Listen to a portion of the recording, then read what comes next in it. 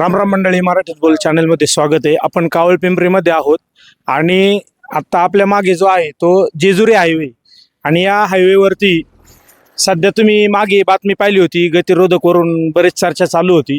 पण आता आपण ज्या ठिकाणी उभे आहोत ही जाधव वस्ती आहे आणि त्या ठिकाणचे हे कावळपिंपरीचे ग्रामस्थ पदाधिकारी आहेत. तर त्यांचं म्हणणे असं आहे की त्यांनी वारंवार सतत 3 ते 4 वर्ष झाले ते मागणी करतायत, परंतु त्यांना गतिरोधक का मिळत नाही याची मोठी विचार करण्यासारखा प्रश्न आहे.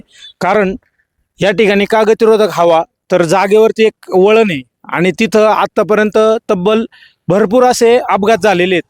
त्याच्यावरती आपण काही फोटो आता मी त्याच्यावरती दाखवणार आहे, काही व्हिडिओ पण आपल्याला उपलब्ध झाल्या. या ठिकाणी जाधव वस्तीमध्ये CCTV आहेत, तर आपल्याला या घराच्या CCTVत काही फुटेज जर मिळाली तर आपण ते घेण्याचा प्रयत्न करूयात. काही ग्रामस्थ आहेत त्यांनाच विचारूयात काय नेमकी मागणी काय नाही, या ठिकाणी ना वारंवार कॉर्नर असल्यामुळे येस कॉर्नर येस सारखा आकार आहे आणि त्यामुळं वारंवार अपघात होतात. जवळच घर आहे आणि दूध डेअरी असल्यामुळं पाटलांची म्हणजे शिस्तार वस्ती पण त्या ठिकाणी आहे. तर घराजवळ असल्यामुळे इथं गतिरोधकची आवश्यकता आहे. त्याच्यामुळं आम्ही गतिरोधकची मागणी करतोय. या ठिकाणी 2022-23 पासून साधारणतः आम्ही पत्रव्यवहार PWD बांधकाम विभागाशी संपर्क केलेला आहे, पत्रव्यवहार केलेला आहे, पण आतापर्यंत त्यांचा कुठलाही प्रतिसाद येत नाही. आणि असाच जर प्रतिसाद नाही आला तर या पुढील काळात एखादी समजा चुकून दुर्घटना घडली तर आम्हाला या ठिकाणी आंदोलनाला किंवा उपोषणाला बसावं लागेल. आता तुम्ही जी म्हणताय मागणी केली, तर तुम्हाला त्यांनी काय उत्तर वगैरे काय दिलं की नाही? काही नाही, त्यांचा कुठलाच फीडबॅक येत नाही, उत्तर येत नाही. तुम्ही अजून काय मागणी केली की नाही? परत वारंवार आम्ही पुण्यापर्यंत मागणी केलेली, सरपंच असतील आम्ही स्वतः जाऊन पुण्यापर्यंत मागणी केलेली आहे, त्यांच्याशी पत्रव्यवहार केलेत, पण काय आतापर्यंत कोणी आलं नाही. बरं, आता त्यांना विचारूयात नेमकी काय मागणी काय केली होती तुम्ही? आमच्या इथे खनकर वस्ती आणि दादा वस्ती इथं येस कॉर्नर आहे आणि पुढे किट रस्त्याला रस्ता जातो आमचा, तिसरा रस्ता. तर त्या रस्त्याने आपशी व्हायची जास्त भीती चान्स असतात. आणि आतापर्यंत ब्रॅकेट लावलं होतं लोखंडे, ते पूर्ण तुटून गेलेलं आहे. आता तुम्ही दाखवा त्यांना, इथं ब्रॅकेट तुटलं पूर्ण 3-4 वेळेस तुटून ते गेलेलं आहे. त्यांना ना फलक नाही काही टनलं काहीच नाही दावलं त्यांनी आतापर्यंत. तेव्हा त्यांना आमची विनंती आहे, आम्ही शाळेत रस्ता त्याला गतिरोध बसवा, या टनला गतिरोध बसवा. आणि तो किसन पाट दुकान माता आहे तिथं आतापर्यंत 4 वेळा ॲक्सिडेंट आतापर्यंत तिथं. तर आमचे गावचे शांताराम बागा पाबळे ते कायमच्या आयुष्य आजू आलेत ॲक्सिडेंटमुळे आतापर्यंत. आणि मध्ये पण एक इटे गाडी होती आणि पोरं आमची चालू मोठा गेलो वाचली, पोरं वाचली, पण ते काय सुद्धा काय जीवित झालं नाही, याच आभार मानतो. पण शासनाने तिथं त्या गरज त्या पण चढाचा विचार करावा. आता आपण म्हणतो प्रगती झाली पाहिजे, रस्ते झाले पाहिजे, पण ते रस्ते होत असताना सुद्धा जे जीवितहानी होते किंवा अपघात होतात याच्याकडे पण लक्ष असलं पाहिजे. तर तुम्ही आता मागणी केली पण तुम्हाला काही त्याचं उत्तर मिळालेलं नाही. आतापर्यंत आम्ही मागणी भरपूर केली पण काही उत्तर काय आतापर्यंत मिळालं नाही. मग तालुक्याचे जे आमदार असतील किंवा आपले जे भागाचे खासदार असतील त्यांच्याकडे तुम्ही काही विनंती केली का नाही? मग पहिल्यांदा केली, त्या आता नाही केली, आताच्या आमदार नाही केली. आता या ठिकाणी जाधव वस्तीचे जाधव बाबा आहेत, त्यांना विचारू की तुमच्या घरच या ठिकाणी बाजूला लागू नये, तर किती असे अपघात झाले आतापर्यंत? काय आमच्या घरी तर शेजारीच असल्यामुळं आम्हाला बरेचसे अपघात आम्हाला इथं बघायला भेटले.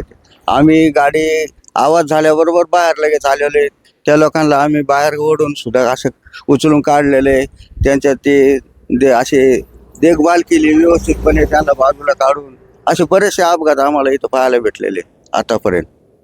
बरं, तुमची काय मागणी? गतिरोधक आणि तरी इथं त्वरित गतिरोधक व्हावा अशी आमची मागणी जाधव वस्ती आणि कावळपिंपरी ग्रामस्थाकडून. 29 साल आहे ना, आमच्या इथे एक लग्न होतं, त्या लग्नाच्या दिवशी एका दिवशी 3 अपघात तिथे झालेले. पाटे एक झाला, 12:30 एक झाला, परत पुढे ते मात्या एकच्या दरम्यान तिथे एक झाला. एवढे अपघात होत आहेत, मग जे आपले वाहतूक खातं जे आहे म्हणजे आपण त्याला RTO जे म्हणतो, मग त्यांना याची नोंद होत नाही का? कारण हा हायवे जेजुरी हायवे जर पर्यटनाची जर प्रगती करायची आपण म्हणतो आणि रस्ते बनवतो, ठीक आहे रस्ते बनवा, परंतु एवढे जर अपघात होत असतील तर त्याच्यावर काही उपाययोजना करायला पाहिजे होत्या. शासन काहीच करीत नाही ना.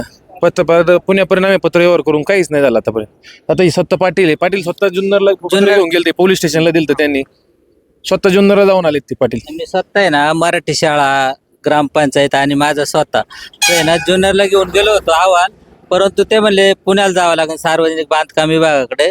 तर त्यांना म्हणलं तुमच्या मार्फत करा, कारण आहे ना हा जुन्नर तालुक्यातील पूर्व भागातील शेवटचं गाव आहे आणि ह्या भागाक दुर्लक्ष येते जरा.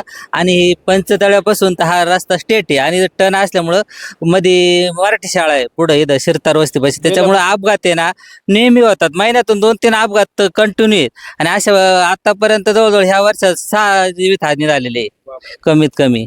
आणि त्यामुळं गतिरोधक होणे ही अत्यंत गरजेचं आहे या भागामध्ये. बेल्ल्यापासून पारगाव मंगरूळ पर्यंत नाही तिथं गतिरोधक टाकले त्यांनी. पंचतळ्यापर्यंत पारगाव ते पंचतळा एकही गतिरोधक नाही. तिथून पुढे परत पाबळपर्यंत पायन तेवढे गतिरोधक टाकून ठेवले. फक्त पारगाव ते कावळ पिंपरी पंचतळे हे एकही गतिरोधक टाकलेलं नाही त्यांनी.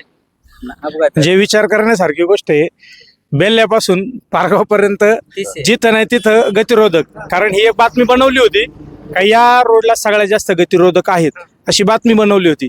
पण पारगाव ते पंचतळे या ठिकाणी इथपर्यंत एकही गतिरोधक नाही आणि अपघात जास्त इथंच होतात.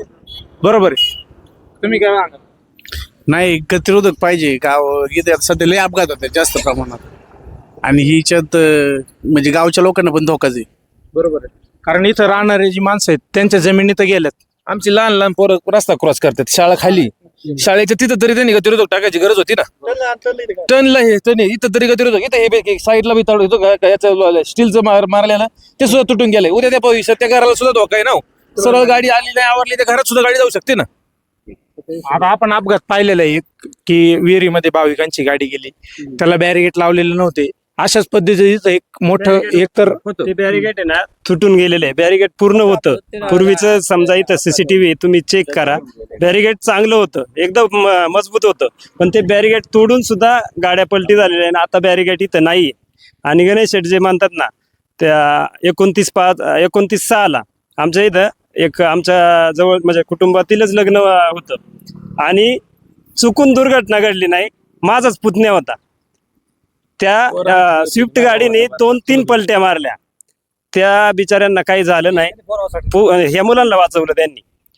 पण अशाच घटना वारंवार जर होत राहिल्या, समजा शासनाला काय मुलांचे किंवा ग्रामस्थांचे बळी घ्यायचे का काय, जर या म्हणजे माझं तर असं म्हणणं आहे का लवकरात लवकर गतिरोधक झाला नाही तर या ठिकाणी आम्ही आंदोलनाला बसू. जर समजा या ठिकाणी रस्ता झाला नाही, गतिरोधक झाला नाही रस्त्यावर, तर तुमच्या सगळ्याच ग्रामस्थांची नेमकी काय मग पुढची भूमिका काय असणार आहे? तुम्ही आंदोलन कशा पद्धतीचं करणार? रस्ता रोको करणार की रस्ता रोको करणार? या ठिकाणी ना बेल्ला जेजुरी हायवे हा बेल्ला जेजुरी हायवे मेन रस्ता हायवे. या ठिकाणी पूर्वीकडूनच अष्टविनायक हायवे जातो. पंचतळा हा इथं आहे ना 4-5 रस्त्यांचा पॉइंट आहे. मग जर समजा हे चुकून जर शासनाने प्रशासनाने मनावर नाही घेतलं तर आम्ही पंचतळ्यावरती आहे ना रस्ता रोको करू आणि आंदोलनाला बसू. ठीक आहे. सरपंच काय म्हणतात, काय पुढची भूमिका?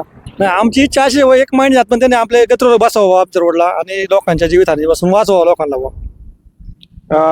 आता तुम्ही सगळ्यांची मागणी काय हे लक्षात आलं असेल. कारण अपघात एवढे झालेले आहेत की जर प्रशासन मनुष्यबळी जाण्याचा वाट पाहत असेल तर याला जबाबदार कोण? कारण इथल्या लोकांचे रस्ते बांधण्याकरता जमिनी गेलेल्या आहेत. फक्त जमिनीच नाही गेल्या तर आता त्यांच्या जीवाशी पण यायला लागलेलं आहे. त्यांची घरं बाजूला आहेत, त्या गाड्या भरधाव वेगानं त्यांच्या घरात जाण्याचे, आता या बाजूलाच घर आहे तुम्ही पाहू शकता, तर त्या ठिकाणी त्या घराच्या जवळ सुद्धा गाड्या गेलेल्या आहेत, एवढ्या भरधाव वेगाने गेलेल्या आहेत. तर आणि बाजूलाच या ठिकाणी जाधव वस्तीचे जाधव बाबांचं घर आहे. ते स्वतः सांगत होते की रात्रीच्या वेळी ज्या वेळेला अपघात घडतो त्यावेळेला ते स्वतः घराबाहेर येऊन रात्रीचं त्यांनी, आणि हे जे तरुण आहेत आता जे बोलत होते हे स्वतः या ठिकाणी ते मदत करायला येतात. असे वारंवार अपघात घडत आहेत. तर आपल्या जुन्नर तालुक्याचे जे लोकप्रतिनिधी आहेत त्यांना, त्याचबरोबर जे शासकीय अधिकारी असतील त्यांना सुद्धा विनंती आहे, बांधकाम विभागाचे जे आहेत त्यांनाही विनंती करतो की लवकरात लवकर या ठिकाणी गतिरोधक बसवण्यात यावा. अन्यथा हे ग्रामस्थ रास्ता रोको करणार आहेत आणि हा रास्ता रोको जर झाला तर जो शेतमाल जाणार आहे, त्याच्यानंतर व्यापारीकरण आहे, नोकरीला जाणारी माणसं आहेत त्यांना अडचण निर्माण होऊ शकते. म्हणून लवकरात लवकर गतिरोधक बसवावा ही सर्व ग्रामस्थांच्या वतीने या ठिकाणी विनंती आहे. धन्यवाद.